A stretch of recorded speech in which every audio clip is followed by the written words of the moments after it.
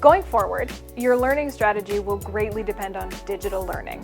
And that's great news. Digital learning gives us an opportunity to engage a larger number of employees in less time. However, it also means that one of your biggest challenges, how to keep your learners engaged, has become even bigger. To put things in perspective, a recent 2019 study by the Massachusetts Institute of Technology found that the average dropout rate from online courses over the past 5 years is a staggering 96%. How do you ensure engagement for your e-learning programs when everything is done online rather than in person? How do you engage your learners when they've just finished their 5th Zoom call in a row? Don't worry. In this video, we'll discuss the 3 steps that you can take to maximize engagement in your e-learning programs. Before we dive into this topic, remember to subscribe to our channel, hit the notification bell, and like this video. Hi, I'm Liz, and welcome to another episode of Learning Bites. Before we jump into the 3 steps to maximize your e-learning engagement, check out our comprehensive guide on how you can measure the effectiveness of your training program. You can find the link in the comment below. Now, let's get started. Even during the best of times, ensuring engagement has always been a challenge for any training, let alone online ones. They say Rome wasn't built in a day. Well, building and maintaining engagement also requires a lot of time, effort, and patience. It comes down to 3 steps: content, experience, and engagement. Think of them as 3 concentric circles, with content at the core, followed by experience, and finally, engagement.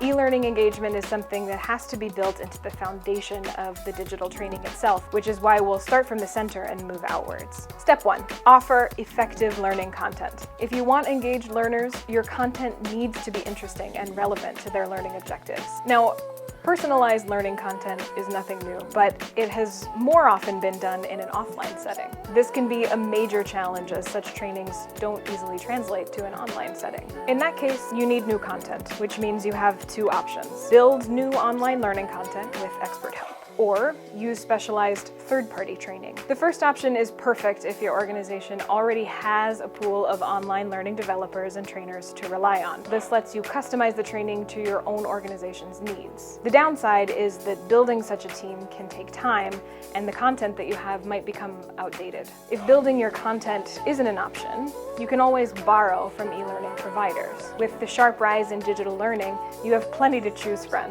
such as one-size-fits-all companies like Udemy, or more discipline-specific ones like AIHR or Growth Tribe. The great thing about this option is that you don't have to worry about relevance, upkeep, and innovation. Step 2, provide a good user experience. You now have a pool of amazing content available in different places.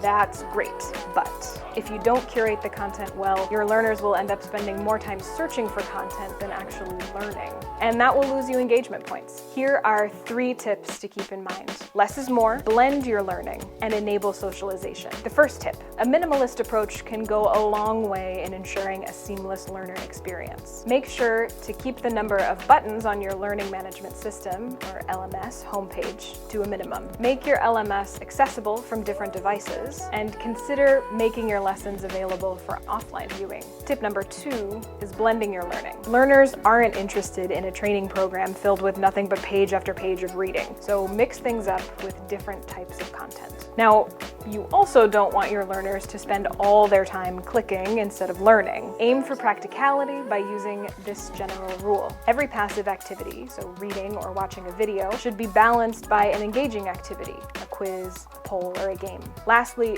make sure there's socialization. Design engagement opportunities into the platform, like forum discussions, opinion sharing, and lesson discussions. The key is to keep socialization at the top of your mind during content development and the curation process. Step 3, maintain e-learners' engagement long-term. Now that you've successfully engaged your learners through unique experiences, how do you keep them there? In HR, your workforce is your customer, and your training program is the product that you need to promote. Borrow from marketing to create a brand for your learning organization, which can touch your learners on an emotional level. One way to do this is to turn selected learners into internal brand ambassadors. For example, engage with different subject matter experts in your organization and have them become learning champions. Showing recognition for your learners is also important. Set up a leaderboard and post interviews of those in the top positions. This has the added benefit of encouraging others to aim for the top.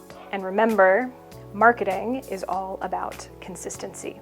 So make use of every opportunity. Taking some well-deserved time off? You can still make sure learners know about your training program by setting up a simple out-of-the-office reply with a QR code that takes people directly to your academy. There you have it.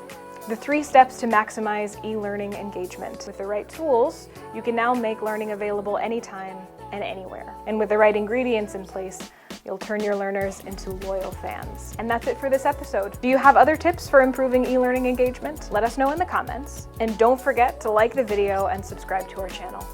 See you next time.